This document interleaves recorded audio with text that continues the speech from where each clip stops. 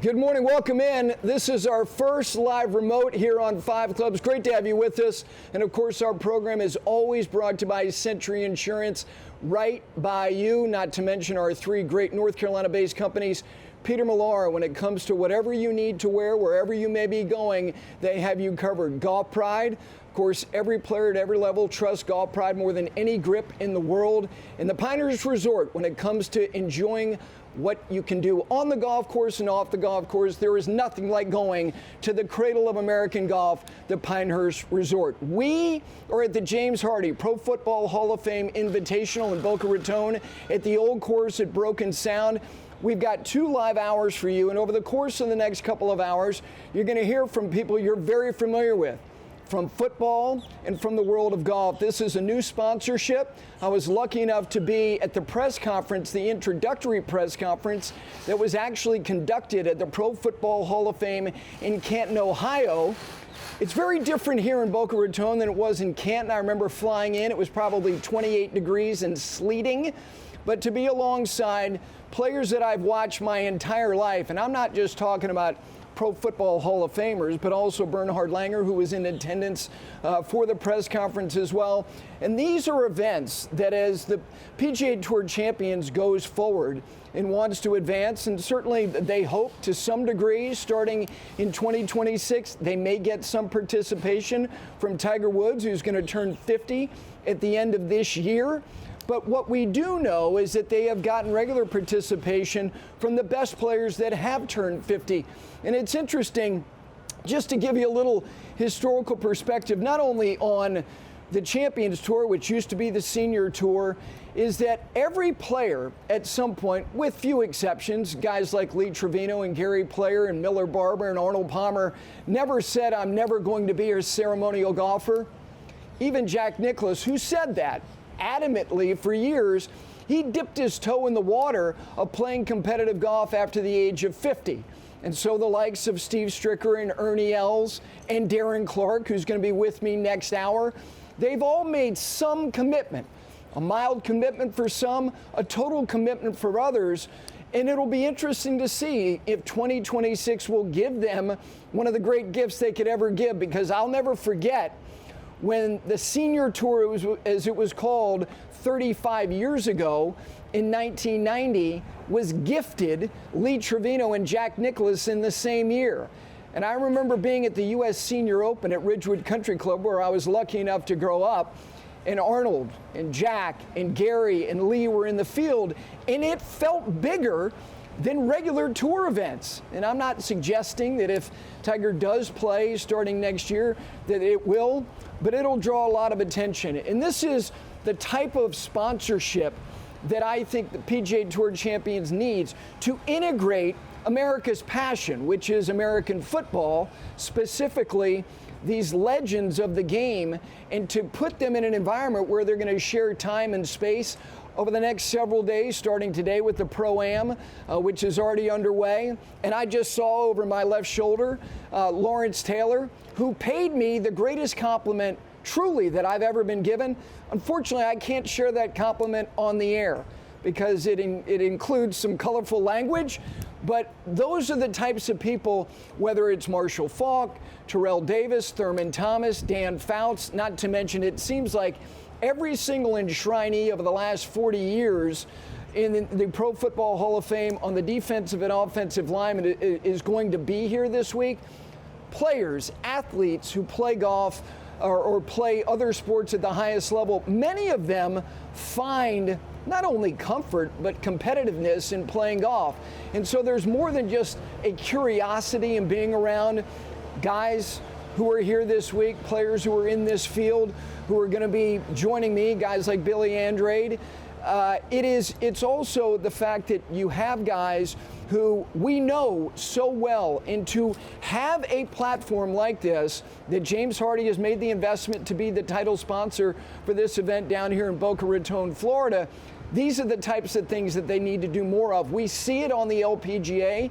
We see them start their year with their Tournament of Champions and doing an integration, whether it be with entertainers or with athletes. Those are the types of things that at a time where golf is experiencing a great deal of popularity from all different demographics, specifically the younger demographic. But here's the thing. For guys who are a little bit older, and then they start looking at a field list for an event like this, and you go, oh my gosh, wow, James Lofton. God, I remember him, and I remember Thurman Thomas, and I remember all these guys who were part of the K-gun offense of the Buffalo Bills in the late 80s and the early 90s when they were going to consecutive Super Bowls. Those are the types of things that PGA Tour Champions, the LPGA, needs to try to do, and they're doing it. So this is a new event for them. It's a new experience for not only a lot of these Champions Tour players, but for a lot of these guys who are here representing the Pro Football Hall of Fame in the gold jackets. They had their draw party last night, and I saw some photos from that. It is an image of kind of the storyline of my life, loving sports, because all of these participants this week have given me a memory or a moment that is indelible, starting with 56 LT himself. So for the next 2 hours, you're going to hear from not only PGA Tour Champions, participants, and players, but also a lot of these guys who are enshrined in the Pro Football Hall of Fame.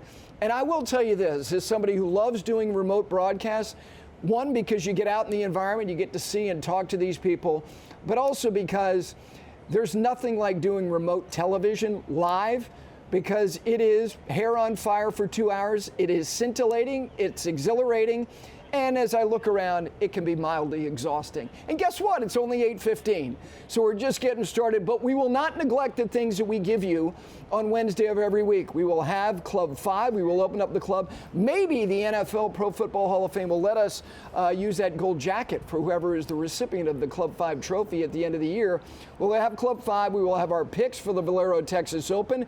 We will have your favorite segment and mine, Dogs of the Week. And if you have a dog that has some type of relationship with you through the game of golf, send it in, dogs@fiveclubsgolf.com. We are live at the old course at Broken Sound in Boca Raton, Florida, for our first live remote broadcast here on Five Clubs on a Wednesday, not only here on Golf Channel, but you can listen, of course, always on the PGA Tour Radio Network, Channel 92 on Sirius XM. We're back with you right after this.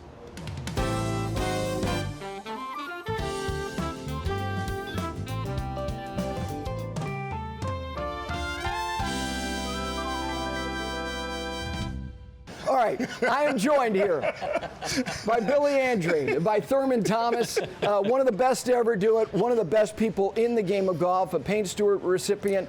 Good to see you guys. It's great to see you. This is awesome. It's awesome for us on the Champions Tour to be able to hang out with these Hall of Famers, and it's going to be a great week. We're so excited to have James Hardie as our new sponsor. No doubt. Here in Boca. So we're ready to go. We got pro-ams today and tomorrow, and we're playing together today. So I'm all excited. You know, you're such a big sports fan. You don't mildly like golf. You love golf. Your wife's a golfer. She played at Oklahoma State. So this is in your DNA. This event, to tie in PGA Tour Champions with the Pro Football Hall of Fame, how good is this? It's great. I mean, because I watched all these guys, play on the regular tour, and now I continue to still watch them play on the senior tour. So it's been great for me. It's been great for my family, and I have a lot of friends. So I've been around a long time, and I have a lot of friends, and got a chance to, I embraced with Scott Verplank last night. I mean, we went to Oklahoma State together, and it was just awesome to see him, because I haven't seen him in probably 20 years. So it's great for this combination to come together. You know, Billy, the infusion of new sponsorship, and specifically someone like James Hardie to do the Hall of Fame tie-in, what is the value to PGA Tour Champions to get something like this? Oh, it's huge. I mean, we played here for such a long time with the Allianz Championship, and then it was the TimberTech Championship, and then it went away. And it's like, this is a great market for us this time of year. It's a perfect time of year to come to South Florida and play, and we have such great memories of Broken Sound in this golf course. So this is a home run for us. it's usually me asking him about state of his game. How about the state of your game? How much do you get to play? Because Western New York has always been home. So from basically like November 1st, it's like Siberia until May 1st. Well, we'll find out because I haven't checked my clubs since like November. So, but it's good for me. I think I've been down here the last couple of weeks playing in Florida in Palm Beach Gardens, so I'm kind of ready for it. So, but the game is getting good. The game is getting better. My tempo is better. So, I'm looking forward to it. So, like I said, the lady in the pro shop, she challenged me today, and I accepted her challenge. What was the challenge specifically? What did she say to you? Well, she was like, well, I bought like 6 balls just to have some balls from the club or whatever. And she's like, is that all you need today? So, yeah, so right. Oh, that's not cool. Yeah, that's not cool at all, right? So I said, okay, tomorrow when I come back in there, I'm just going to reach in the door and just give you a thumbs up, a thumb down. So I got challenged today, and I feel good about it. You know, guys who have been doing this a long time like you have know the value of the Pro-Am. This is a little bit different because you've got somebody who's one of the best to ever do something else in an athletic venture like he was, an all-decade player, one of the most great dual threats that the NFL has ever seen, running and catching the football. Can you see his competitiveness? Doesn't matter the level of player. Can you see his competitiveness on the golf course? I think you could see every player's competitiveness. Yeah. It doesn't matter. It's in our DNA. It's in his DNA. And the great thing about today in this Pro-Am is that I can take a pass. I can just watch him. And I can watch him entertain our amateurs today because he's Thurman Thomas. He's a Hall of Famer. I'm not. No, we're going to have a great time. It'll be a lot of fun. What's the value for you to be in this environment with all these guys who did something that few can? Right. Play in the National Football League and not just play, excel to the level that you're an owner of a gold jacket. What's it like to come back, see guys maybe you see a little bit more than others, but to decompress in a place like this, how good is this for you?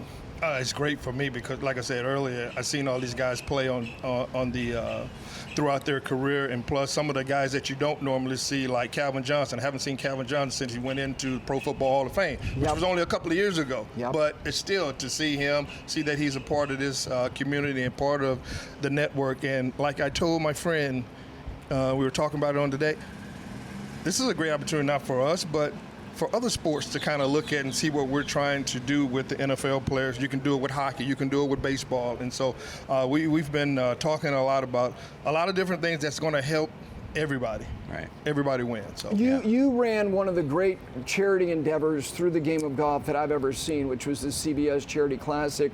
You and Brad poured your heart and soul into it, and you had to ask people to lend time. The impact that events like this can have on a community, you know it as well as anybody. Huge, huge, huge. I mean, it's just amazing that we can play golf for, Wednesday through Sunday, and then at the end of the year, you got James Hardie's going to get involved with this local community here in Boca and in South Florida, and then give money away to causes that are dear and near to everybody that lives in this area that aren't as fortunate, that really need the help. And especially in this day and age where we are in our country right now, this is it's very important to be able to give back to charity and give back to the organizations that really need it. So to play golf, we're out here having fun. We're going to make a little money. We're gonna meet new friends, which is fantastic. And then at the end of the week, they're going to be able to give a boatload of money to folks that need it, and that's a win-win for us. The idea of friends, the friends are the ones you want to beat the most. Who do you enjoy getting in the pocket of the most? I mean, the most satisfying guy to take down for you on a golf course is? Oh man, Bruce Smith. Really? Yeah. Does Bruce play a fair amount of golf? Yes, he does. He does? He does, up in Virginia Beach. Yeah, he Okay. does play a fair amount of golf, and because I know that because the guy that he plays with, I know him very well, so, and they're always out. So, yeah, Bruce Smith, yeah, because but the big guy has game, though. He does have game. Does he? Yes, he does. Yeah. Well, see, I saw, first of all, you didn't play with him. He was before your time, but Joe DeLamielleure was part of the Electric Company, that great offensive line of the Bills in the 70s. But James Lofton is here. Yep. Andre Reed is here. Of your vintage, who is the best player? Is it you from that Buffalo Bills team of the late 80s, early 90s? I don't think it was myself, Bruce, Jim, or Andre. I think it was Marv Levy. Marv Levy was our leader. Really? Marv Levy was our leader of our football team. That he molded us in a way in where, hey, you know what? If you do it this way, you can be successful. And we all followed his lead and what he wanted to do. So yeah, you had the leadership with Bruce and Jim and myself and Cornelius and Darryl, all those guys. But Marv Levy was the staple guy in that locker room. Yeah. Yeah. When something was bothering you or anything, it could be family related. Go and talk to Marv. He will. Absolutely love the guy. I'm glad he was my coach. So for you split time as far as life for you. It's Atlanta, and it's also you try to get back to Bristol, Rhode Island as much as you can in the summertime. But you're a New England kid at heart. Were you a Patriot fan, I assume, as a kid? Oh, yeah. My folks, we had season tickets. We used to go to Schaefer Stadium. Schaefer Stadium. We used to go up there in the early 70s, and I remember had to be the worst NFL stadium you played in. Seriously, it was like a high school facility. It was either that or Philadelphia, one of the two. 10 seats, no backs. We got up. We'd have to walk about a half a mile on Route 1 to get to Schaefer Stadium.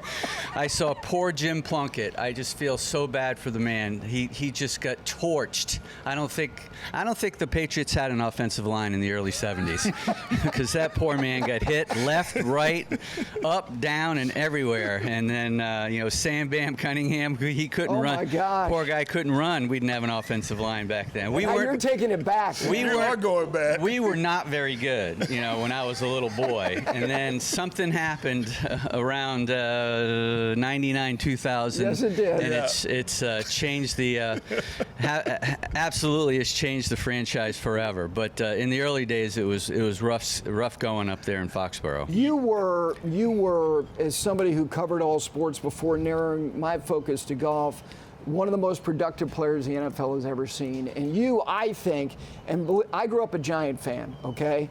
And so the Super Bowl in which you ran for 135 yards, caught passes for 55 yards, and you're going, yeah, it's a really good game. You only had the ball for 19 minutes. Yeah. I thought you should have been the MVP in a losing effort. Now, that doesn't happen much in sports. It's happened on a handful of occasions in the NBA, in the NFL. I know you're not haunted by that game, but you are asked about that game, are you not? Like you're being asked about it right now. Yeah, right. Thanks for bringing it up. Yeah, thanks for bringing it up. Yeah, I saw LT earlier too. Yeah, of course. Yeah, because I think if you look at all four Super Bowls, that one was the best chance that we had to win. I mean, it was right there for the taking. Like I said, we only had the ball 19 minutes, and they had it, I think, 9 minutes coming out of the third quarter. And so we didn't get our opportunity to go back on the field as much. And so, no, Bill Belichick and they did a great job of, putting together, I guess, a game plan of how they're going to structure, which was Otis Anderson run the ball, Jeff Hostetler being on the scramble. So, but it was our best Super Bowl that we ever played, even though we had 19 minutes only of having the ball. So, that one still hurt more than anything, And that first one really hurt because if we win that, what would happen? Would we go to 3 more? We don't know. Right. We never know. So, but that was the best chance we had to win. You mentioned competitive DNA. How about skills? How about getting out here with a guy who's one of the great athletes we've seen? What are things that usually you see from great athletes when they play golf, even if they don't play that much? Yeah, I think just their tempo and just the way they go about their pre-shot routine and just seeing the way they go about their business. That's what every golfer watches in other golfers and just sees. And just, I might pick his brain. I might ask him a few questions, and I might say to him, you know what, maybe you're going a little too fast here. Slow it down. I need all the help I can give. And I would think that that's the biggest thing. The biggest thing is that this is something new. You're going to be out there, especially once the tournament starts. Your heart rate gets a little up, and you got to slow things down and just take one shot at a time. So I'm really looking forward to playing with Thurman today. We're going to have a great time, and this is such a great week for us. It is. Last thing for you, what is your strength? What is your greatest asset as a golfer? Is what? Anything when I can use between my 7 and my 9 iron. That's when, my mid range is pretty good like that. Yeah. So, little trouble. We're all that way. Yeah, I know. You're no different. It's no different. Give me more I'd rather hit a wedge than hit a 4-iron into a par 4. That is true. But yeah, we're just going to be out exciting today, and it's going to be a team effort or what have you. So I won't really worry about trying to make every perfect shot, but just trying to go out and just have a good time and do what we can to help the community and help you guys. Absolutely. We love loft. You love loft. I mean, but it is a game of imperfect. First of all, it's good to see you. Good to see you. Love the fact that all you guys are investing in this event, which is obviously in conjunction with PGA Tour Champions, and you, my old friend. It's great to see you. Great to see you, and congratulations. This is a great show. Thank you. Awesome. Continued success. Thanks so much. All right, Billy Andrade, Thurman Thomas, we continue with you. It is a Wednesday edition of 5 Clubs. We are live from the James Hardie Pro Football Hall of Fame Invitational at Broken Sound in Boca Raton. Back right after this.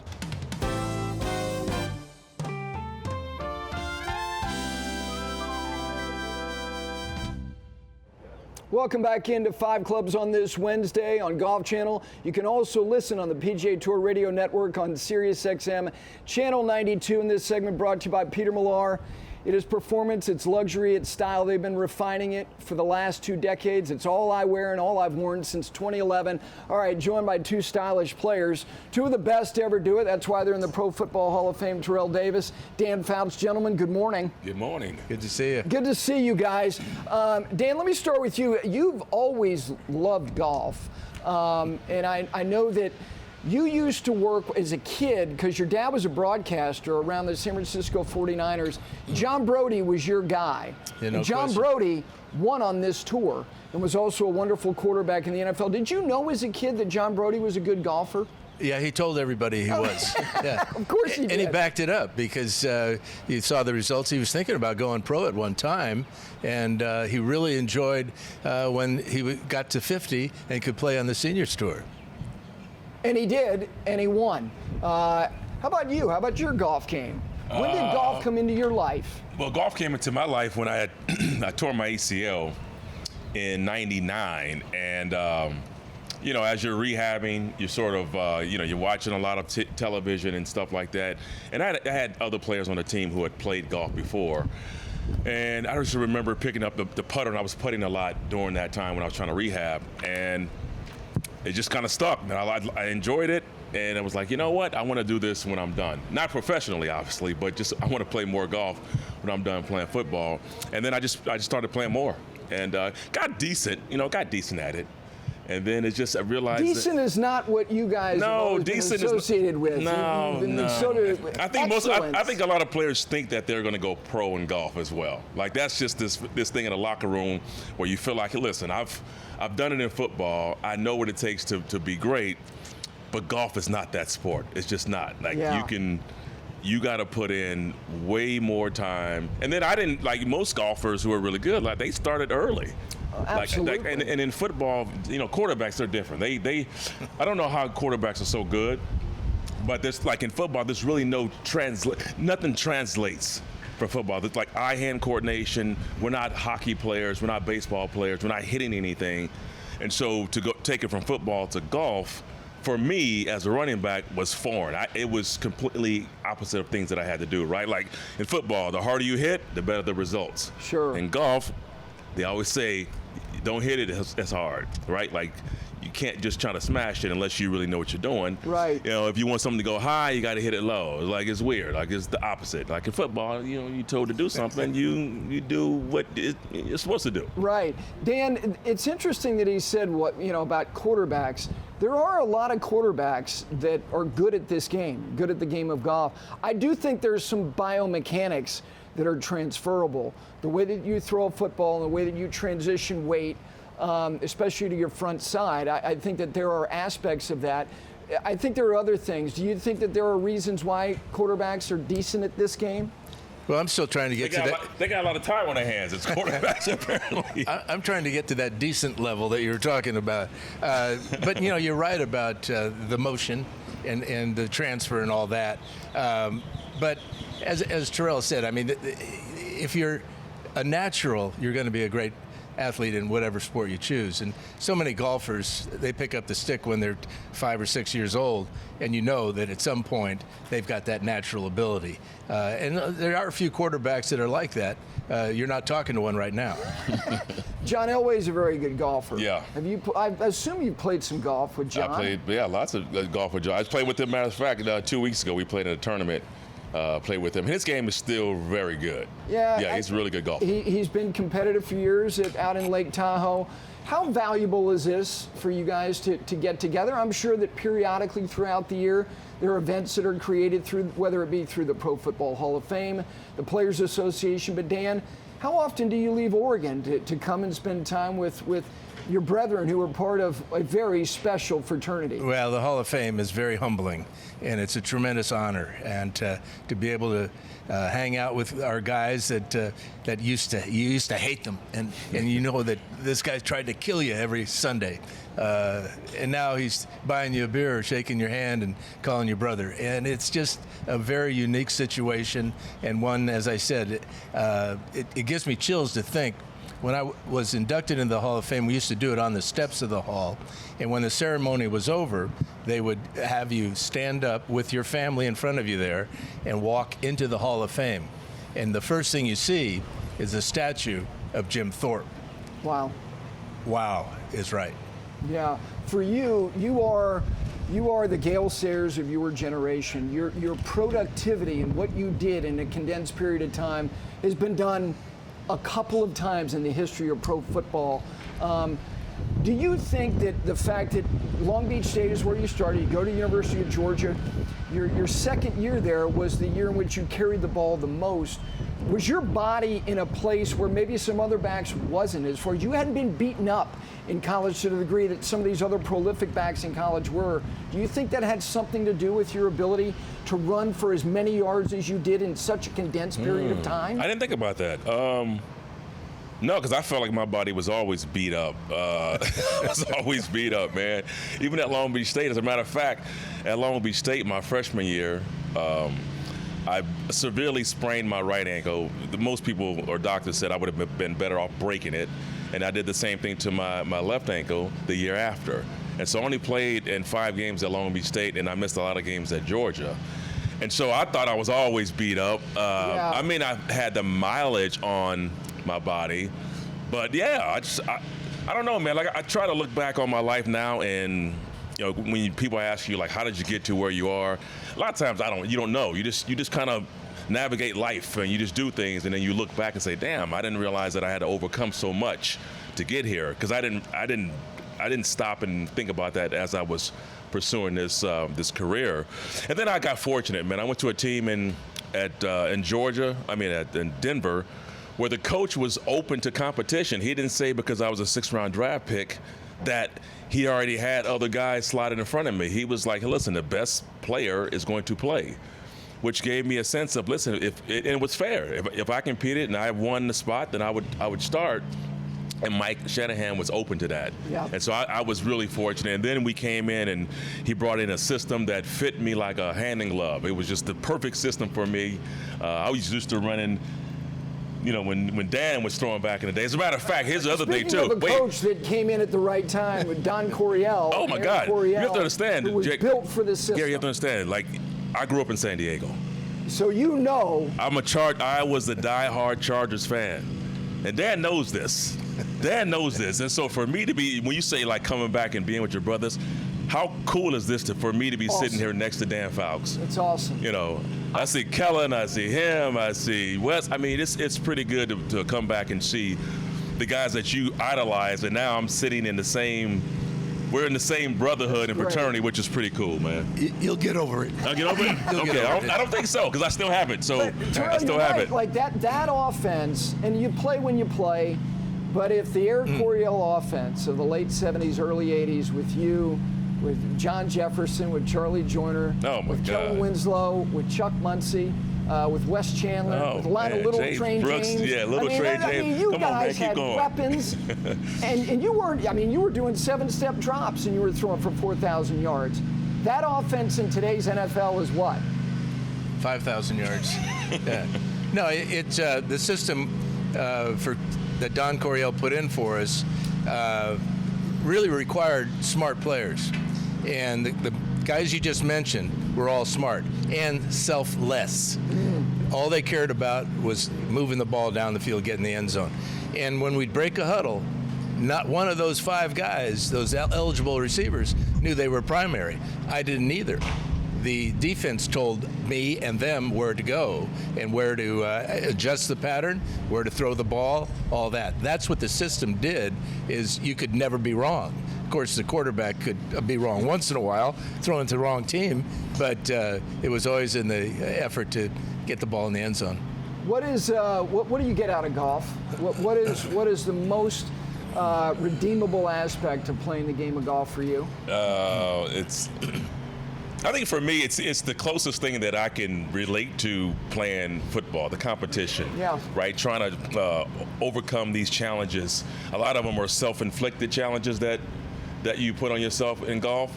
The fact that you would never master this game, it's never been mastered even by the greatest golfers. I think that's what keeps me going. Like I train like I really want. I want to be better at the game, obviously. Sure.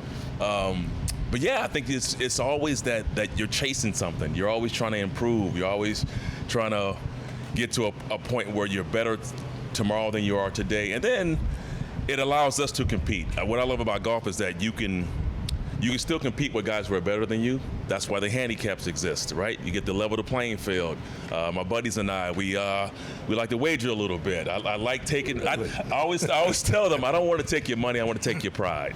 You know, I like taking pride. That's much more valuable. It's much more valuable, yeah, right? No question, Dan. I've got to ask you, your broadcast career, which is very distinguished, not only because of the work you did, but the people you worked with. And a lot of them have connections to the game of golf, calling major championship golf. Vern Lundquist, who you worked with, Brent Musburger, Al Michaels, Keith Jackson, who did some golf, Don Crickey, Dick Enberg, Ian Eagle. I mean, this is a Hall of Fame list of Hall of Fame broadcasters. Did you get the sense that any one of them had a particular keen affinity for golf? Vern, obviously, he's associated with the Masters. Did you ever play any golf with any of those guys? Oh, yeah. I played with Vern a lot. You did? Yeah. And he never once said, in your life, after I made a good shot. Of course, I didn't make very many. But, Vern was such a legend. Yes. But they were all legends, and they were all Hall of Famers. I was so blessed to be able to stand next to him and call a game. In fact, the first game I ever did with Keith Jackson is the team comes out, he brings out the quarterback, he gives the lineups, second down, he gives the lineups for the defense, third down, incomplete pass, fourth down, they punt. We go to commercial, and he says, well, Foutsy, are you going to talk today? And I said, I'm sorry, Keith, I was just loving listening to your voice. And here you are. So, they're all great to me, and great for broadcasting. Well, it's great to see you guys together with all of, again, part of a fraternity that is humbling. I know for all of you, as you said, you walk up those steps after you're enshrined. You're in a very, very special place. It's a great week to tie you in with PGA Tour Champions. Great to see you both. Yeah, thank you. Appreciate it. Looking forward to a fun weekend. Thank you for taking the time. Terrell Davis, Dan Fouts, we continue with you. It is Hour 1 of 5 Clubs on Golf Channel and also on the PGA Tour Radio Network on Sirius XM. We're back right after this.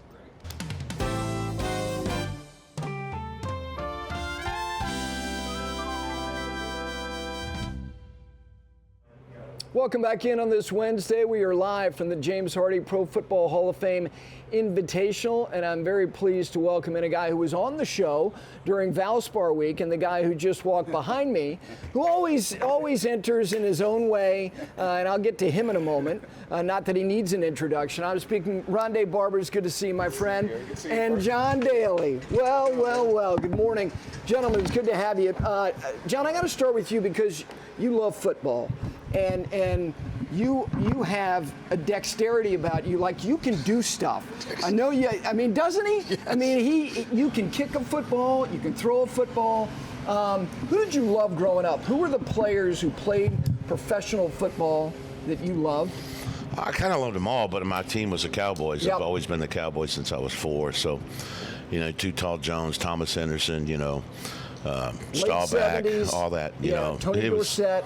Was all the Steelers and Cowboys in that era, and the Dolphins pretty much back then. So, but we're hoping to get it back. We don't know what's going to happen, but I just love all these guys, and just to be able to hang out with them and just play golf with them and the stuff that these guys did, man, it's just incredible how great they were. It is. I'll repeat what I said when you were on the show a couple weeks ago around the Valspar.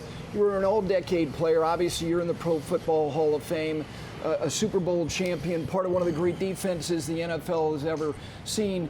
But you love golf. Oh, man. And he's in awe of what you used to do.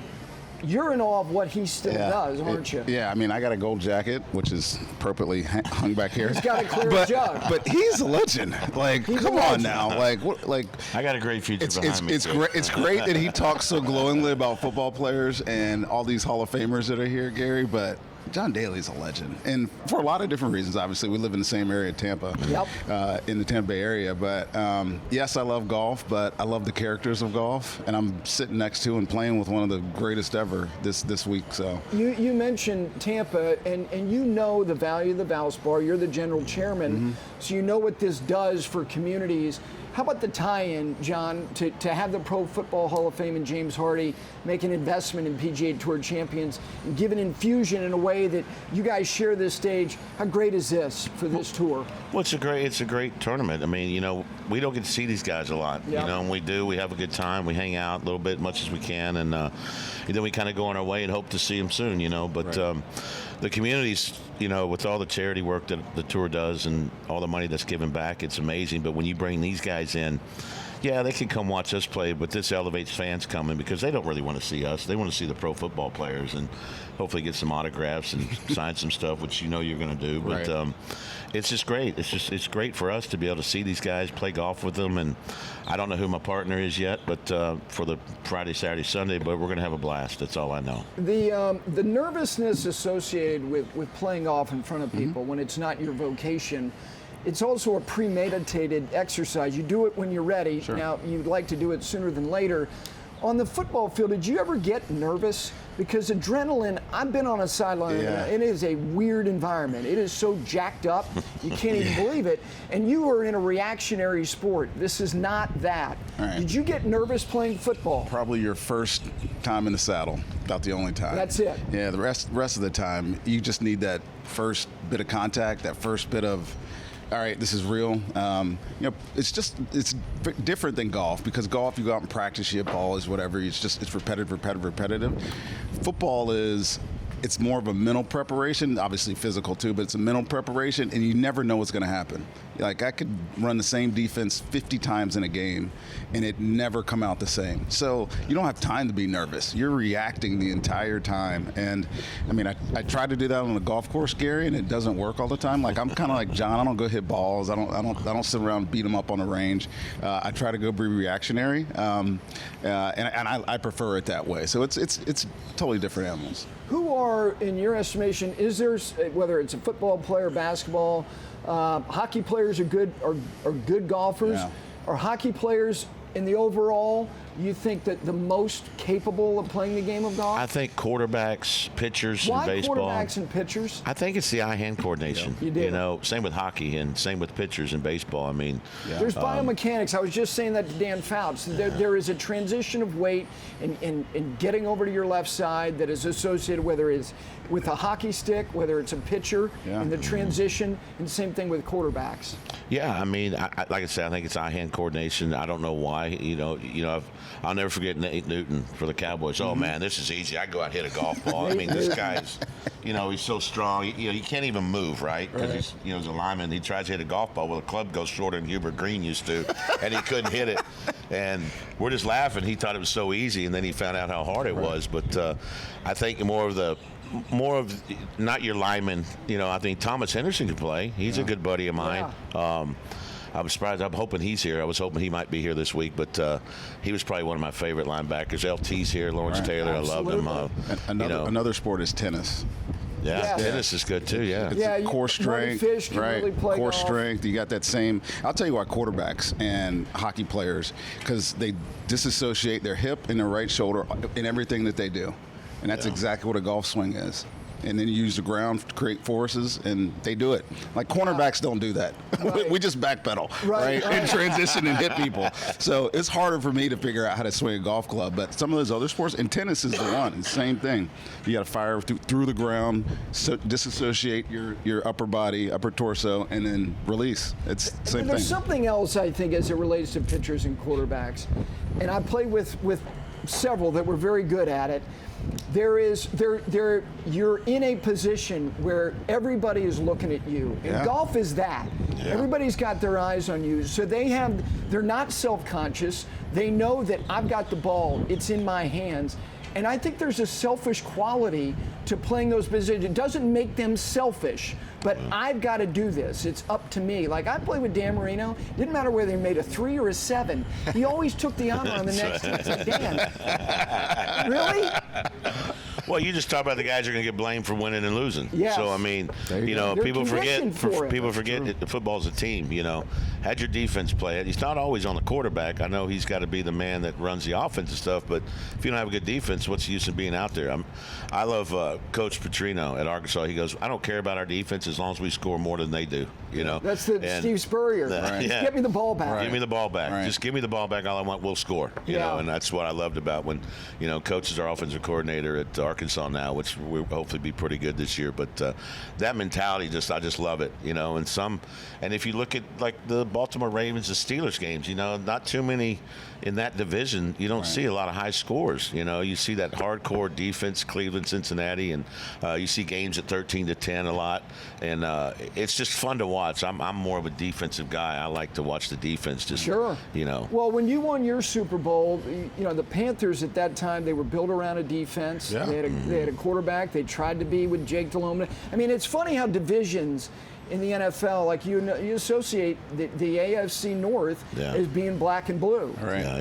And when you guys won, it was your defense that carried you in. Obviously, Brad he was effective. He was efficient. Let me ask you about the Valspar. You do the best you can. You have no idea how a leaderboard's going to shake out. But come on, man. Yeah. Boy, did you guys pretty get ideal, a show. Yeah, pretty ideal situation for us. And the funny thing, Gary, is we went into that entire year, our entire 24-25 season, wondering what our field was going to be like. Yep. We had no idea. We always feel like we're on the lower end of the Florida swing, but the reality Not an easy space. reality is we continue to get guys to show up for that third week in a row. They're going to play API because it's a signature event. They're going to play the players, and then they got to make a decision whether to play us. And sometimes it's whether they play Cognizant the week before or come to us. And then there's certain guys like Scotty and Rory who are going to play in Texas, who we know we're not going to see. So we're always in that nebulous area of what's our field going to be like, and then by the middle of our second to last week before the tournament, Tracy West, our tournament director, is like, man, the guys are committing. Like it's in there, keep committing. And then, fortunately for us, because he won the tournament, that last Friday, Victor Hovland decided to play, and I'm not sure if he really wanted to play because he hadn't played well in the previous weeks. And he found something and ended up having a great show with Justin Thomas. There was other, obviously, great players on that leaderboard. But it came down to them, right? And I was sitting on 16 when both of them came through. I remember we heard the roars on 14 when Hovland made birdie. He was 3 back, and then all of a sudden he was 2 back. And then JT hits it in the trees on 16, and you're like, I'm sitting there with Tracy. I was like, we have a show on our hands. Yep. This is going to come down to these 2 guys, and it couldn't have been better. It was one of our best tournaments ever, the whole week, but that Sunday was awesome. Truly, and Hovland delivered the shots he hit on 16 and 17. It was great, and I'm happy for you all. Last thing for you, how about the state of this tour? when you look at guys who are turning 50, and also the commitment you're getting from the best players of the generation. Els is out here on a regular basis. Stricker is out here more now. Stuart Sinkins committing. What is the state of PGA Tour Champions? I mean, we're voted #1 in the Pro-Ams. You know, I don't think you hear any amateurs gripe or anything about it. We have a blast in the Pro-Ams. We play a lot of them. I'm going to find that out today. We play a lot of them, let's put it that way, Yes, but it's you what do. supports our tour, and I think our tour's great. I mean, we're getting more tournaments. We're getting stuff like this coming back. You know, we haven't been back here in a couple of years, so it's great to be back here at Broken Sound. It's a great golf course. The people are awesome, and it's great to be in Florida where the weather's perfect. Yep. All right. Right after this, you're leaving the country because you're going for a little birthday with a 5 in front of it. Yeah.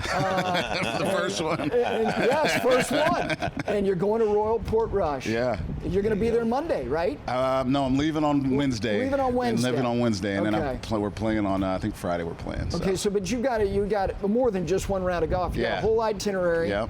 Okay, have you looked at the weather over there? I'm not looking right now. Okay, because there's nothing you can do about Hey, it. just bring a rain suit. Rain suit. You survived in '95. I'll be all right. I'll be all right. Yeah. I'll be all right. I'm made to deal with adversity, so I'm ready to deal. No, Either way. and so is this like people the closest to you? This is a big birthday here. Yeah, actually, one of my buddies that works on the Champs Tour, Brian Raddick, he works in the trailer. He's going with me, so this is going to be a fun week. And, Okay. we're going to go see castles and do all the fun stuff. There's a lot awesome. of them. I'm there to It's play beautiful. golf. I'm there Well, to play golf. my wife asked me what I wanted for my 50th, and I said, she said, no, you want something. And I said, you know what, I want to walk over that bridge again. The bridge where he stood with the claret jug in 1995. I did that a couple of years ago pretty for cool. my 50th. Enjoy your trip. Have a great week. It's good to see you both, as always. Thanks, Gary. You too, Gay. See Okay, you, buddy. John Daly, Ronde, Barber. It's great to see them both. We've got another hour with you live right here from the James Hardie Pro Football Hall of Fame Invitational. Darren Clarke is going to join me. Always love a conversation with the champion golfer of the year as they pass behind me. Plus, we've got Dogs of the Week, we've got Club 5, we've got our picks, and who knows who else is going to stop by. Plus, a couple thoughts I've got as it relates to the Augusta National Women's Amateur, which starts today. So today and tomorrow, Champions Retreat. And then they will take a day off on Friday. Everybody who's in the field has a chance to play at Augusta National, a practice round, and then of course on Saturday, the final round of the Augusta National Women's Amateur. And a reminder, next Monday, this is a 2-hour show today.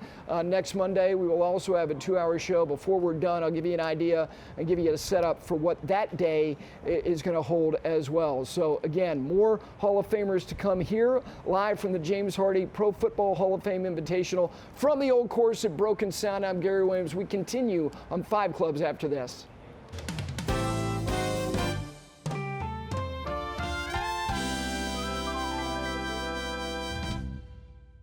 Welcome back in. It is hour 2 of 5 Clubs live from the James Hardie Pro Football Hall of Fame Invitational.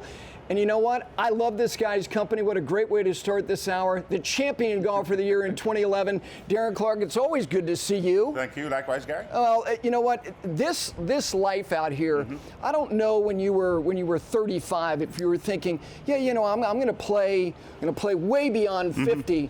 Do you remember the first time you said, you know what, I'm going to commit to doing this? Yeah, most definitely. You know, back in those days, I always had an idea of playing on the Champions Tour. I always wanted to do it, and I know that sort of era we're looking at purchasing maybe a place in America to make it a little bit easier, maybe Jupiter, somewhere around there, maybe Isleworth, whatever.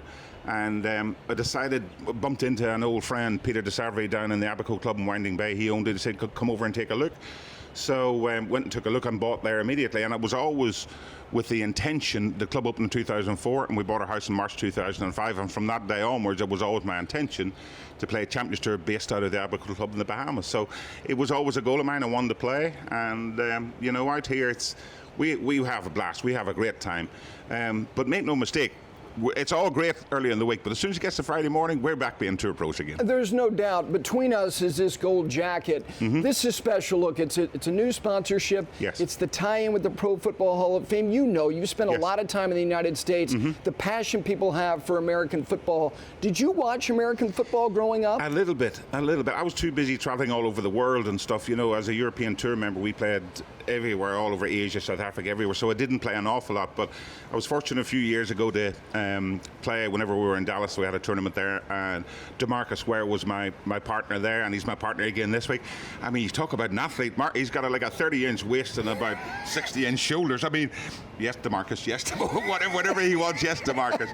But you know, it's brilliant, as you said, to have Hall of Fame guys come in here. I know how big a deal Hall of Fame is in America, you know, for these guys, and you know, indeed, Hall of Fame in our sport, in golf, is huge. These guys have earned the right to be the best of the best, and you know, to mix it up, and James Hardie to come in as a new sponsor for us, and the Champions Tour is wonderful. And then for a new sort of format to mix it up with the NFL Hall of Famers it's going to be a great tournament for us. No doubt. You've got a Pro-Am tee time. You're awfully kind to indulge me before getting ready. People know that you love life, which is the best thing about you. But when it's time to work, you work. Yes. What are you working on? Because I love talking to you about the things that you're tinkering on. I had Miguel yesterday call me Inspector Gadget and all, because I like my toys and tinkering with things. At the moment, I've always had a real bad habit in my swing, getting halfway back and getting a little bit too steep here. So I'm working on getting it maybe a little bit more laid off. And I think I touched on it earlier last year, something on one of my Instagram posts. You know, a lot of the young kids, when coming down in the impact, when you got the hands parallel to the ground, they have the club head behind their hands, and because they're young, nimble, fit, they've got so much speed they can rotate that fast. But when you get older, to my age, you can't really do that. So I need to have that club head right on my hands, and then I can turn through it as hard as I want. If I have it behind my hands, then it's right, left, it's over action with ease. So it's basically trying to get it more on playing back here, and then hit it more with, I've always been a chest cover, not really a drive my legs. I like covering it growing up, playing links back at home, Royal Port Rush, whatever. I try and cover it with my chest, and that's how I flight the ball and control my trajectory. So that's what I'm trying to do at the moment. But you know, the putter and I, sometimes we're in speaking terms, sometimes we're not. And that varies regularly during the round.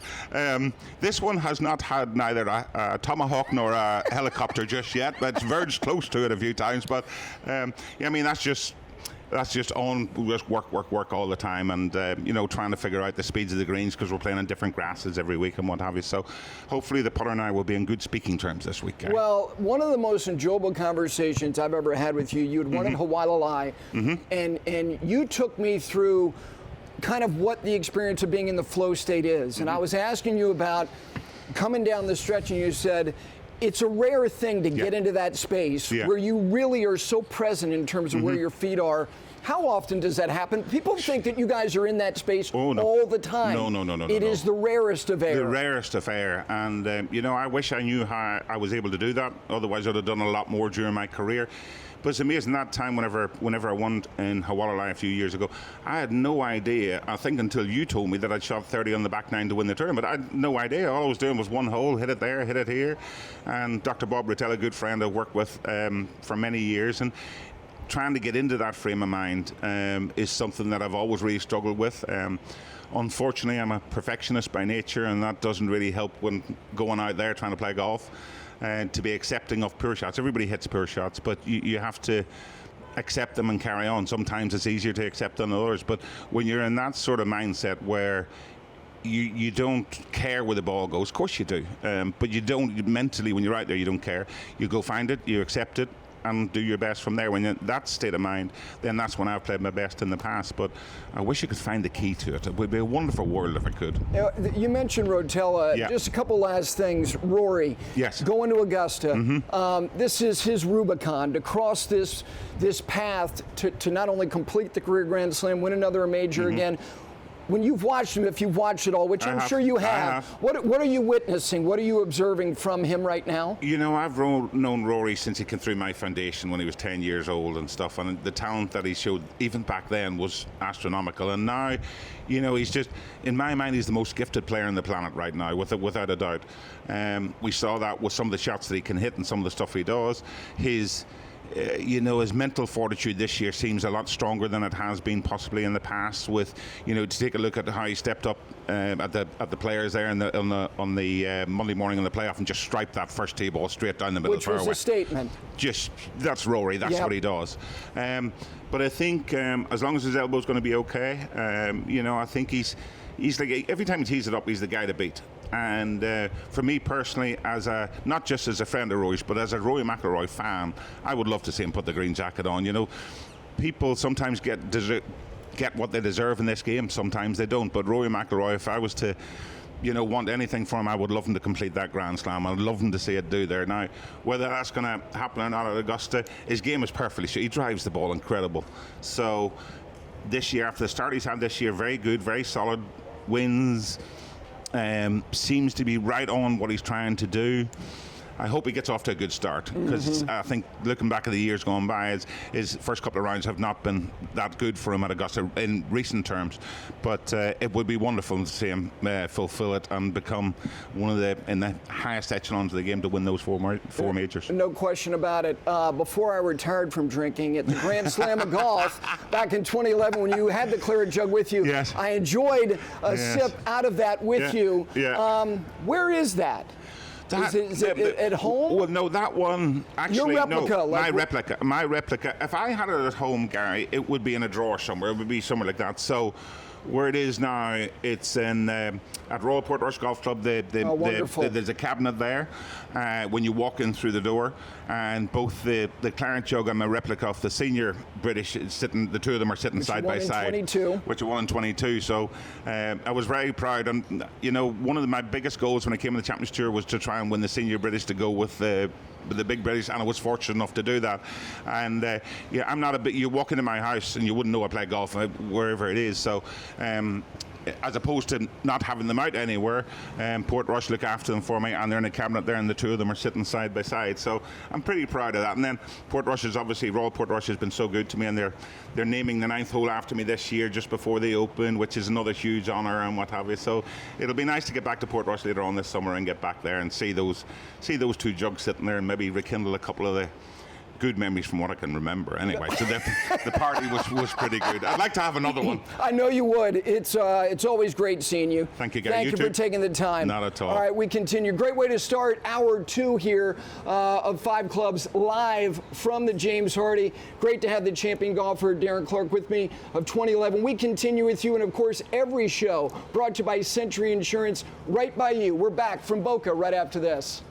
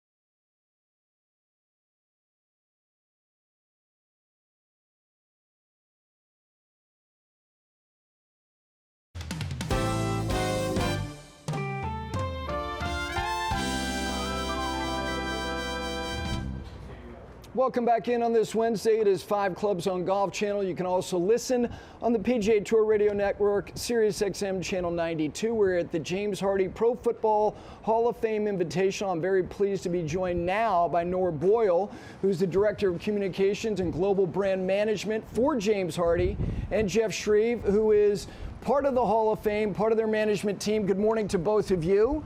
Good morning. Well, Happy to be here. How good is this? This is awesome. Yeah. For a Chicago girl, we've got you to South Florida. I mean, it's still, Couldn't ask for better. Winter up there. It's quite Is brisk. it turning at all? No, it's not. No, it is nothing like this. Okay, and we've gotten you out of Canton, Ohio. Yes. An event like this, let me start with you. That jacket alone is iconic in the Pro Football Hall of Fame. You see the facility, you see the induction ceremony every year. It's America's passion is pro football, but to tie in professional golf and PGA Tour Champions with a great new sponsor in James Hardie, how good is it and how important is it for you to have integrations like this? It really is, and it's important to note that it was actually started by a Hall of Famer. Ronde Barber is the one that started this going from class of 2023, and he introduced us to James Hardie, and it didn't take long. Once we started talking to them and our vision and our values align and the way that they're involved in the community and charitable organizations, we're just so proud to be able to do that. And then you start to tell the guys, and then they just came running to play an event like And this. it just takes off. Yeah. And you know this environment. You've been doing this for a while now. You understand the brand part of it as it relates to the PGA Tour. Now here you are with James Hardie with PGA Tour Champions. What is transferable? Because it's the same in terms of what the competition looks like. It's a different environment. The demographics are a little bit different. What is the most transferable part of somebody who used to do this on the PGA Tour side and now doing it with the Pro Football Hall of Fame on PGA Tour Champions? Well, I'll say James Hardie is always looking for opportunities to activate against our purpose, which is building a better future for all, which Jeff alluded to here. We knew we were interested in doing something that would put the brand and our company on this massive stage, but we knew we really had to do something different. And so that's where we thought, why not bring together these uber competitive giants in pro football players and golfers and bring them together in this mashup. And they're excited, we're excited. It's going to be an awesome week. It is. You mentioned about brands. I've always believed that there's great pride in brand association. So for James Hardie to align itself with that brand right there, which again, it's America's passion, it's pro football, and these are the individuals who've done it better than anybody. How do you do a value assessment on something like that as you get ready to embark on this partnership? Great question. We are really looking at it from multiple angles. I mean, the opportunity for us to bring our top customers, our top suppliers, our leadership team together into this experience, there's absolutely nothing like it. So that relationship building that we get out of this experience is wonderful. From a brand perspective, I mean, leveraging not only the Pro Football Hall of Fame brand, but the PGA Tour Champions is colossal to have it on this global stage and at a very premium level. So again, and we also look at the impact on the community. Charity and our purpose is really critical for us. So the ability to leverage the strength of our brands together to drive impact in the community is critical. Jeff, I know that there's golf around an induction ceremony weekend, but you know how these guys are. You spend a ton of time with these guys when their careers are over. They don't just become non-competitive.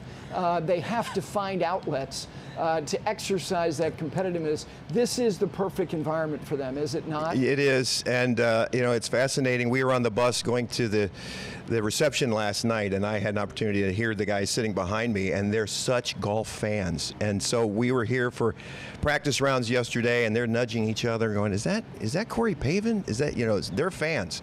And then conversely, you see the golfers doing the same thing, walking up to them, taking selfies with them. So there's a mutual respect between all of them. But our guys, from a competitive standpoint, you're right. When they put down the football and they move on to their second chapter of their lives, they still have that competitive juice flowing. And for a lot of them, this is the outlet, golf.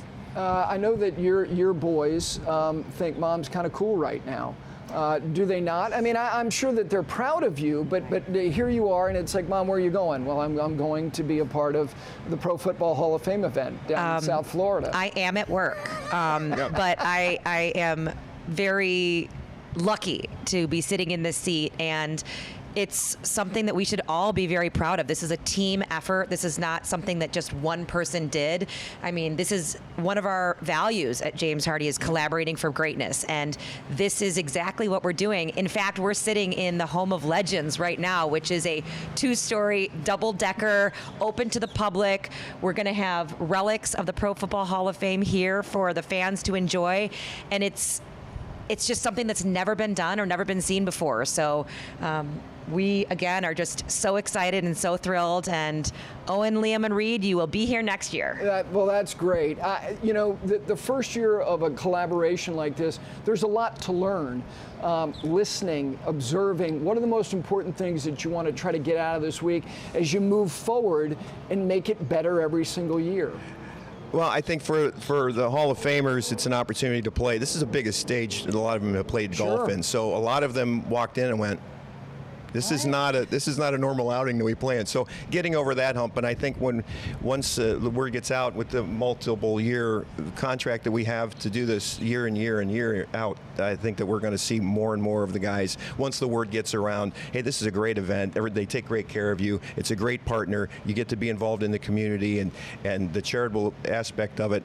I think it's just getting the word out and getting the guys acclimated and comfortable with this environment. Well, one of the most brilliant decisions already made this week was pairing Corey Pavin and Jonathan Ogden in the Pro-Am.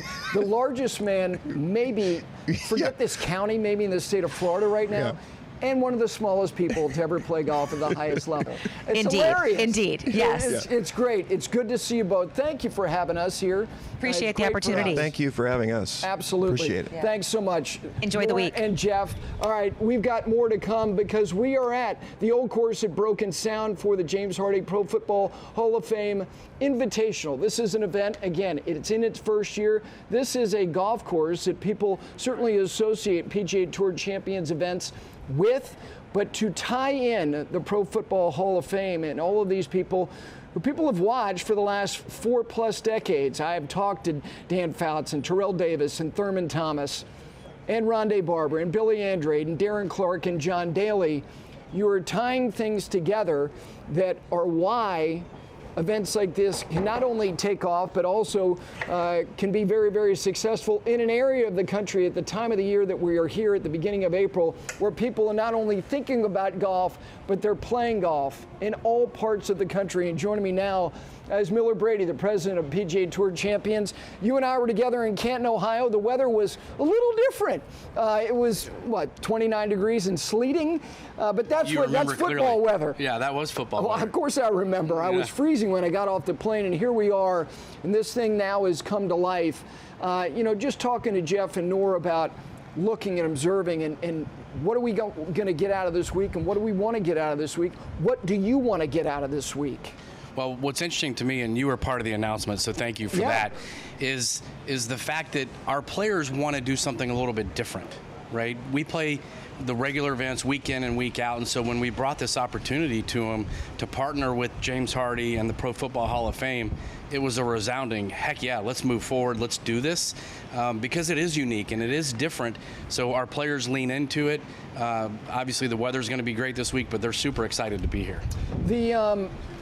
These images, and I keep pointing back to this, there's certain things in this country that people don't have to be told what it is. The gold jacket is what it is. The value for PGA TOUR Champions to not only get an enthusiastic, invested new sponsor in James Hardie, but to get this integration with the Pro Football Hall of Fame. How will you do an assessment of this impact on the tour, and how will you do it quantitatively, and then also kind of from a spiritual standpoint, as far as how people feel? Well, I think how people feel is going to be easy because you're going to see the enthusiasm build throughout the week leading into, Saturday afternoon and then Sunday's final round. I mean, that piece is going to be easy. We'll certainly do the metrics on the media and the reach. But at the end of the day for us, it is what's the player feedback, both the Pro Football Hall of Fame players, the Champions Tour players, our title sponsor in James Hardie. What is their feedback collectively on this in order to improve it and make it bigger and better every single year? I think you heard these guys earlier say, we're going to learn a lot this week, but we know that there's a really high ceiling for us. Since I've got you here, let's talk a little state of the tour. Here we are, it's the beginning of April. You guys, you start your year at Hualalai, and then you do a little bit of hopscotching. You've just come from West Coast, and now on the East Coast. Give me a sense of where things are 3 months in. It's probably been one of the best starts to our season we've ever had. Obviously, we start in Hawaii, like you mentioned. You had Ernie Els winning, Hall of Fame member. We have Justin Leonard winning for the first time on our tour, which is exciting. And then Jimenez, hadn't won in 2 years, and he is off to a really hot start for us. And he's won twice, maybe almost 3 times. So we're off to a tremendous start. Our tournaments have never been better, and so we look forward to not only this event but the rest of the year. As far as when you go out and you're talking to companies like James Hardie, the things that they want from you, and then the things that you want from them, give people an idea of how a relationship forms between a company looking to make what they want to believe is a true investment in the game of golf, and specifically PGA Tour Champions. Yeah, no, you're definitely investing in golf, right? You're helping lift the brand of the overall organization, whether it's PGA Tour Champions or the PGA Tour. But we are primarily a B2B product. Yeah. Right? It's the Pro-Am experience that makes us so special and unique, and our players that attend. Last night, you had 20-plus NFL guys, 20-plus players attending the draw party. And to see their excitement, enthusiasm, and commingling together, that's what it's all about. And they're spending time with not only our title sponsors, but all the additional sponsors as well. So for us, that's what we look in for a title sponsor, is someone who's going to lean into it and fully engage to help us, and we want to help them. Well, look, it's going to be a great week, no matter what.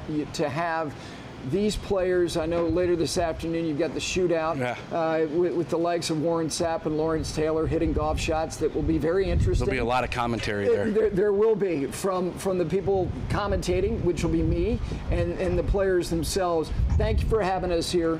Congratulations Gary, on the integration of the Pro Football Hall of Fame, James Hardie, and PGA Tour Champions. Fantastic. Thank you. All right, that is Miller Brady, the president of PGA Tour Champions. When we continue, a guy who was very good at throwing a football, now he's very good at talking about football. We continue with you from the old course at Broken Sound. It is a Wednesday on 5 Clubs on Golf Channel and on the PGA Tour Radio Network on Sirius XM. We're back right after this.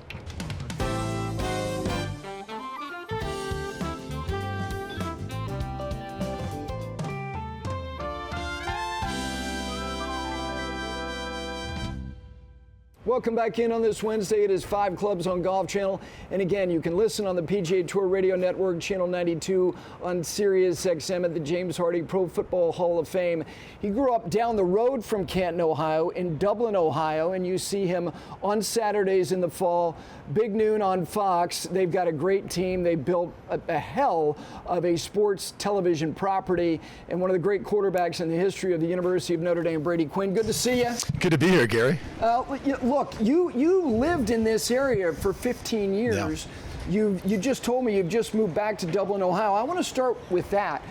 When you grow up in that part of the world, and Jack Nicklaus is synonymous with that part of the world, specifically Dublin, Ohio, and Muirfield Village.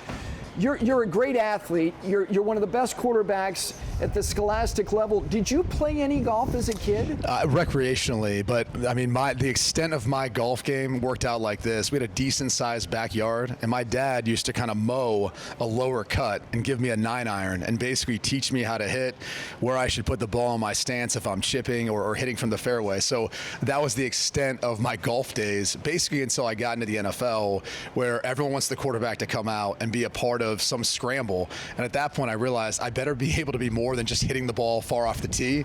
And so the golf game has continued to adjust it, but it's probably hit the brakes now as I started to build a family. Yeah. Did you go to the Memorial, I would assume? Yeah. Growing up? Yeah, and going back to Jack Nicklaus, yeah. when you grow up in an area where you've got a legend, I mean, arguably the GOAT, depending on who you ask, yep. You're always kind of constantly thinking in your head, how can I create a name for myself like Jack did and impact the community like Jack has and still continues to do to this day. So he had a huge impact on me. I remember one little golf camp I went to, he told me to just grip that club and swing as hard as you can, and I've honestly taken that to heart. But it's a good metaphor for life too, I think, with the way he approaches things. But you know, as far as going to the Memorial Tournament, it's been a piece of the identity of what Dublin, Ohio is. It's a special time of year for everyone who goes and is a part of it, who volunteers as a part of it. A lot of the charities too there locally that it helps out. But for me personally, as a member, a proud member of Muirfield Village, it's a way of kind of puffing your chest out a little bit, of just showing how special Dublin is, how special that course is. I know that you take care of yourself, but you have to indulge in the milkshakes. Of course. And now, a guy went to Notre Dame. You probably don't like the Buckeye milkshake, though, do you? I mean, it is outstanding. This is going to be tough to admit, especially coming off of this past year. Yes. And people will tell you this. Nicholas LaRocca will tell you this. I love the Buckeye milkshake. That is usually what I get as a nightcap on any meal I have. Is which everybody knows, AJ. Now, is AJ a member of Muirfield Village as well? I think when you do what he's accomplished in his life, he can just go ahead and play there whenever he'd like. Yeah. So, some of those Buckeyes that still live in town, I think, get that sort of treatment there. Yeah, I would imagine. When you head off to the University of Notre Dame, I spent a week at the Warren Golf Course last summer, and I've been lucky enough to see a lot of the great collegiate golf courses. And the Warren Golf Course, which was designed by Bill Corn, Ben Crenshaw, it is literally in the shadows of campus. It is a sublime place. It's incredible. It's great. And I actually was texting with Kyle, the head professional, who's going to be in Augusta next week, just yesterday. Did you play any golf when you were in college? I would get to play it every once in a while in the summertime. That was the extent. But, I mean, what a course to be able to just go out and try to get a few holes in here or there. But, look, with the athletics and the rigorous academics there wasn't too much time to be going around playing golf. But looking back on it, that's probably one of my biggest regrets at Notre Dame is not utilizing that course more. The event like this, to come here as somebody who grew up wanting to play at the highest level, which you did, to see something like, how cool is this? This is incredible. I mean, obviously, again, the local impact on the charities, Habitat for Humanity, the Boca Raton Regional Hospital, that's in and of itself amazing, but also the ability to compete. I mean, this is it now. Like all these guys here, Pro Football Hall of Fame or not, former NFL players, we're not playing on the gridiron anymore. We get the opportunity to go out here and compete on this golf course. And for a guy like Calvin Johnson, who I was hanging out with earlier today, played against him in college, played against him in the pros, first ballot Hall of Famer, incredible talent. But now we get to stack it back up and play in golf. So that's the cool part about, I think, the game of golf is everyone can relate to it at this point in time in their life and still play competitively. Your team, the Fox team, I don't know if Mark Ingram plays any golf. He does. He does. And here's the little secret about Mark Ingram most people don't know. He was one of the best junior amateur players out of the state of Michigan. In junior high. He would probably tell you he was a better junior high golfer than football player at that point. That's a hell of a number. I know, I'm telling you, he mashes the ball, and he's got a great swing, good tempo.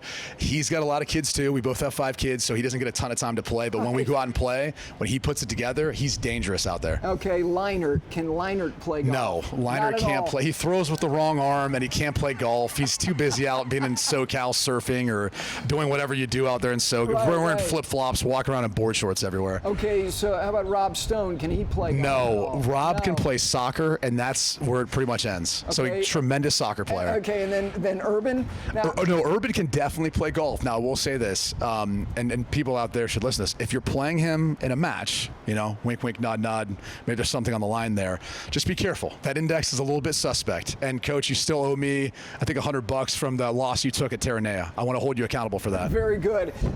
You're going to have to indulge me. I know this, we're on Golf Channel, but the draft's around the corner. And you know these players as well as anybody. Who's the best player in this draft? It's hard not to go with Travis Hunter. Yeah. I think Abdul Carter is right there too. It's kind of 1 and 2. But when you look at the versatility of a player who's played wide receiver, defensive back, he's your reigning Heisman Trophy winner. He's just an incredible talent, and it's hard to find a guy that can kind of fill up 2 roster spots. And look, this game's all about the passing game, and so you can make a case for Abdul Carter because the way he can rush the passer and influence quarterbacks. Well, when you've got a guy who can go out there and catch it, but also cover down on the other side of the football, it's tough to beat. So for me, it's really close. It's like 1A, 1B, but I would put Travis Hunter. I'd have Abdul Carter based on what I've seen. Okay, the 2 quarterbacks who are going to be chosen early, do you have a strong lean to Ward or to Shedeur? I would first say there might be 3. Okay. So I do think Cam Ward is the most talented of this group, but I don't see as much separation between Cam Ward and Shedeur Sanders in regards to, I think, how they'll fit in the NFL. Cam Ward does some special things that you just can't teach. You're either born with and you develop, or you don't. And I think that's one of the reasons why everyone looks at him as the consensus #1 guy. But for me, Shedeur, the toughness, the way he continually lifted up the Colorado program, and more so than that, the accuracy. I mean, you see it at all 3 levels of how he throws and attacks the field. He's one of the more accurate quarterbacks you'll find in this draft. And then Jackson Dart, the quarterback out of Ole Miss, he's the other one who I think you will not be surprised at all if he goes in the first round. He's everything that you're looking for in a quarterback. I just think he's not getting quite as much attention right now, but he should, because he's going to go in the first round. Okay, I can't let you leave here, even though he's not on the desk, but he does the games. Now, Joel Klatt, I assume, thinks he's a real golfer. Now, I know he's doing a podcast with Shane Bacon. He's part of the Fox's USGA package. Can Joel play golf, or is it all just No, joking? he can play golf. He can play. And actually, I would say this. Joel, had he taken this path, because I remember when I first joined Fox and we played a round together out in Arizona, where obviously the ball flies a little further. He crushes the ball off the tee, but it was to his detriment at times because it was a little bit wild. He probably could have been like a long drive champ if he wanted to go that direction, but since then he's toned it back. He's handicapped. He's probably a scratch or like a +1 now, but he is a very, very good golfer. He's meticulous with how he prepares. Yeah, but I'm telling you, he can play golf. Okay, you mentioned your kids. Last thing. Are you trying to get them engaged in golf in any way? Or I'm trying my best. Are they all stick and ball, like football, basketball, baseball? So far it's been more of your traditional, my wife was a gymnast, so gymnastics, there's some soccer, there's basketball, they're getting into lacrosse. We've tried golf. It just, Patience is a challenging thing for kids when it comes to this sport. Well, I used to take them on Sundays when I'd have an off Sunday, and the problem is we take them to eat breakfast beforehand. So my daughter Tegan associated golf with pancakes, and so she would always say on Sundays, can we go get pancakes? But really she was meaning, can we go play a little bit of golf? Yeah. Well, it's good to see you. It's good seeing you, Gary. Thanks for coming up here and doing Thanks for having me. Brady Quinn. All right, we take a break. We come back, Club 5. Our picks for the Valero Texas Open. We put a bow on our time here at the James Hardie from Broken Sound. We're back right after this.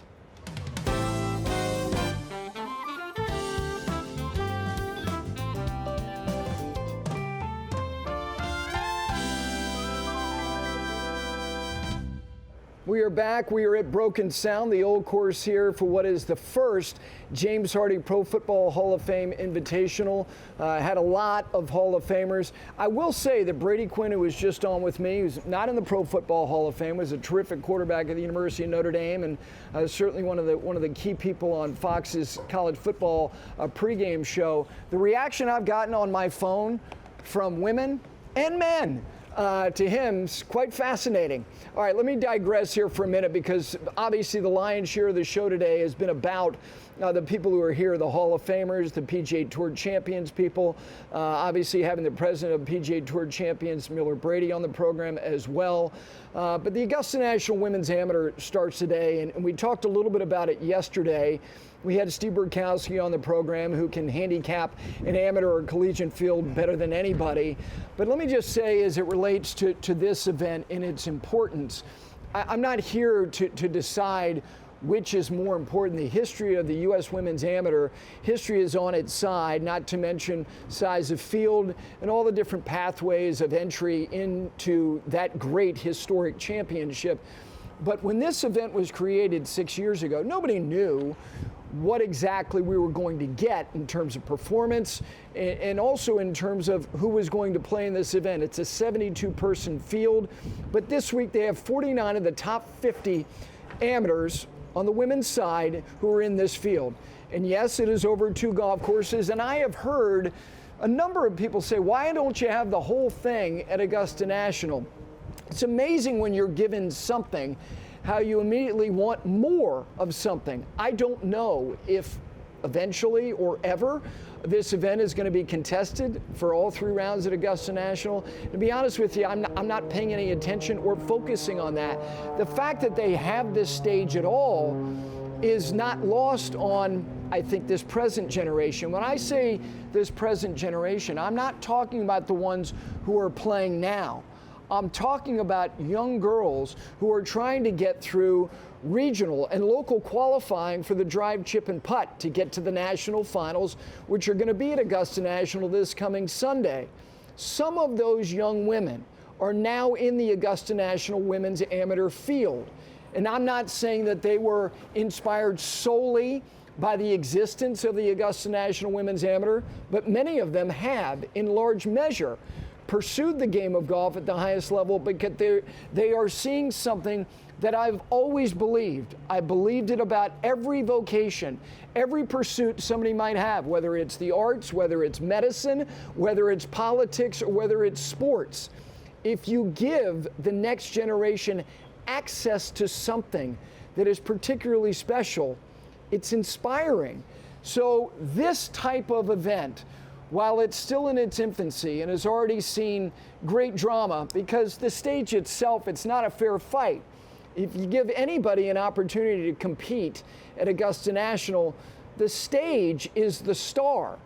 For all of the great champions of the Masters tournament, one of the things that makes it what it is our familiarity with the holes themselves. So when Jennifer Kupcho and Maria Fassi put on the show that they did, we're thinking about the fact that they are executing shots on the second 9 at Augusta National, including the second shot that Jennifer Kupcho hit from a hanging lie on the par 3 13th hole. So whatever happens this week, it's another chapter for this event, which I think in 3 years will be better and bigger. And you're saying, how can it be? Because it will, because that's what they do there. So that event, which starts today, and again, you can see it here on Golf Channel today and tomorrow, and then every player, whether they make the cut or not, is going to have the opportunity to play Augusta National on Friday. And yes, it's unorthodox, it's uncommon for a competition to be interrupted in the middle of it, to have an off day, a respite, so to speak, before the final round. But it's not unprecedented. If you go back to the Ryder Cup, when yes, it was before continental Europe was added to the competition in 1979, Great Britain and Ireland and the United States contested the 1951 Ryder Cup at Pinehurst. And you know what they did in the middle of the competition? They took a day off and they got in a bunch of wood-paneled station wagons and they drove to Chapel Hill, North Carolina to watch the University of North Carolina and the University of Tennessee play a college football game on a Saturday in the fall. So it's okay that they take a day off, because the following day, the top 30 are going to play Augusta National. And then the following day, the drive, chip, and putt is going to be contested, not only around the tournament practice area there, but also on the 18th green for the culmination of the putting competition. All right, so good luck to all of those competitors, the 72 in the field for that. We have a Valero Texas Open, but before we get to not only updating the standings of where our picks have been this year, let's do a little Club 5, because this continues to be, it is now the month of April, and we're slogging along. But you know who is rallying to a degree? Well, the Club 5 is, if you look at the standings are kind of reminiscent of what they were a couple of weeks ago. Nothing's changed, but let me just update a couple of things. Ludwig Oberg is 5th. And it's been kind of a scratchy last couple of weeks. I'm keeping him in there because the start of his year was so good, including winning that Signature Series event. But he's in the field this week, and he is going to have a particularly good week this week, probably to stay in. We move from number 5 to number 4, and number 4 is Joaquin Niemann. And this is an interesting week for Liv. They play their first domestic event down in Miami at Trump Doral. And I would imagine that they're going to get a fair amount of attention. I would imagine they're going to get good crowds. He's won in Singapore. He won at Adelaide in Australia. And on top of this event, he's going to go to Augusta National. And here's the thing about Joaquin Niemann. He's had a very good year. He's got to perform now in major championships. His best result all time is a tie for 16th at the Masters a couple of years ago. He's got a referendum on him as it relates to what he does in major championships, because some people think he's one of the 5 best players in the world. I'm not ready to put him there, but he's in our club 5. At number 3 is Colin Morikawa. No, he's not won a golf tournament yet. In this calendar year. As a matter of fact, he's not won a golf tournament in a couple of years. You got to go back to the Zozo a couple of years ago. But nobody has been more consistent in terms of his statistics and also his results. He's got a couple of runner-ups.